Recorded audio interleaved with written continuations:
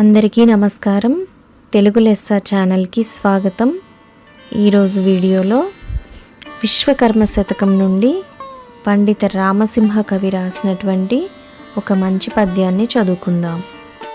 మొదట కర్ధమముంటే మొగిలి పుష్పముకేమి, పశుల దోషముల్ పాలకేమి, అరయ వైద్యుని కులం బౌషదంబునకేమి, కప్ప దోషము మౌక్తికములకేమి, వృషభంబులెట్లున్న కృషి కర్మమునకేమి, వెలి అయిన వాని సద్విద్యకేమి, అపవిత్ర దోషంబులగ్నిహోత్రునకేమి, గుణదోషముల వల్ల కులముకేమి, మలినమై చందనము పరిమళము జడునా, రాతి కంటుగుడము మధురంబు జడునా, వినయములు జడ మావృత్తి ఘనత చెడునా, విశ్వపాలన ధర్మ శ్రీ విశ్వకర్మ.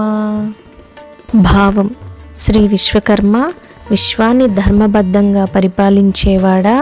మొగలి పువ్వు మూలాలు బురదలో ఉన్నంత మాత్రాన దాని ప్రాధాన్యం ఎంత మాత్రమూ తగ్గదు. పశువుల దోషాలేవి పాలకంటుకోవు. ఇచ్చే మందులకు వైద్యుని కులంతో సంబంధమేమీ ఉండదు. కప్పల అనగా ముత్యపు చిప్పల దోషాల వల్ల ముత్యాలవన్నీ కూడా కొంచెం కూడా తగ్గదు. ఎద్దుల స్వభావం ఎట్లున్నా వ్యవసాయానికి ఇబ్బంది రాదు.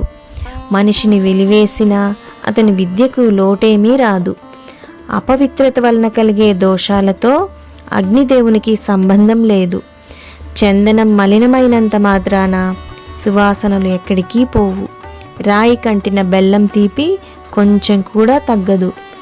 ఇతరులు గౌరవించినంత మాత్రాన అతని వృత్తి ఘనతకు ఏ భంగము కలగదు అని భావం.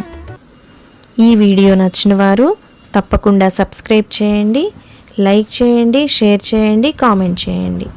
ధన్యవాదాలు.